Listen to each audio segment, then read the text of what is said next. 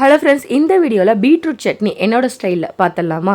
ஸ்க்ரீனில் தெரிகிற இந்த இன்க்ரீடியன்ஸை மறக்காமல் எடுத்து வச்சுக்கோங்க. இதை வச்சு தான் நம்ம இன்றைக்கி சட்னி செய்ய போகிறோம். வாங்க எப்படி பண்ணலான்னு பார்க்கலாம்.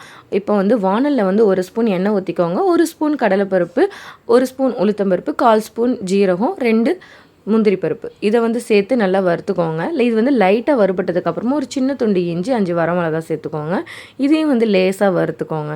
இது லேசாக வறுபட்டதுக்கப்புறமா நம்ம லைட்டாக புதினா சேர்த்துக்கிறோம் ஃப்ளேவருக்காக. அதுக்கு இவ்வளோ சேர்க்கணும் அவ்வளோ சேர்க்கணும்லாம் இல்லை, சும்மா கொஞ்சமாக ஒரு 4 இலை அந்த மாதிரி போட்டுக்கலாம். அதுக்கப்புறமா ஒரு 4 சின்ன வெங்காயம் சேர்த்துக்கோங்க கட் பண்ணி.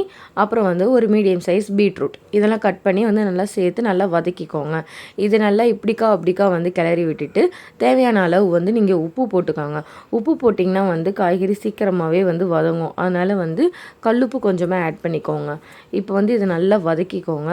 ஆயிலே நல்லா வதக்கிக்கோங்க. இது லேசாக வதங்கினதுக்கப்புறமா நம்ம தேங்காய் சில்லு சேர்த்துக்கோங்க. நீங்கள் துருவி கூட சேர்த்துக்கலாம்.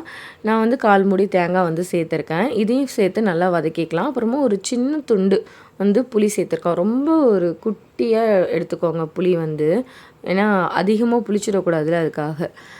இப்போ இனிப்பு, புளிப்பு, காரம் எல்லாம் கலந்து ரொம்பவே சூப்பராக இருக்கும் இந்த சட்னி. இதை நல்லா வதக்கிக்கோங்க. ஆயிலில் இந்த பீட்ரூட் ஓரளவுக்கு குக் ஆனதுக்கப்புறமா இந்த பச்சை வாடெல்லாம் போயிடும். இனிப்பு கம்மி பண்ணுறதுக்காக தான் நம்ம வரமிளகாய் அதிகமாக சேர்த்துருக்கோம். இப்போ சட்னியை ரெடி பண்ண போகிறோம். நம்ம வதக்கி வச்சுருக்கிறத ஆற வச்சு மிக்ஸி ஜாரில் போட்டு நல்லா ஒரு ஃபைன் பேஸ்ட்டாக அரைச்சி எடுத்துக்கோங்க. இப்போ சட்னி நம்ம தாளிச்சிடலாம். ஆஸ் யூஷுவல் நம்ம எண்ணெயில் கடுகு போட்டு கருவேப்பிலை போட்டு தாளித்து இதில் கொட்டிடலாம். இது ரொம்ப தண்ணியாக வைக்காதீங்க, கெட்டியாக வைங்க. அப்போ தான் சூப்பராக இருக்கும். பார்க்கவே ரொம்ப கலர்ஃபுல்லாக இருக்குது பாருங்கள். நம்மளோட பீட்ரூட் சட்னி ரெடி ஆயிடுச்சு. இது ரொம்பவே ஹெல்திங்க. நீங்களும் ட்ரை பண்ணி பார்த்துட்டு எப்படி இருக்குன்னு சொல்லுங்கள். இது வாரத்துக்கு ஒரு தடவையாச்சும் இந்த மாதிரி ட்ரை பண்ணி பாருங்கள்.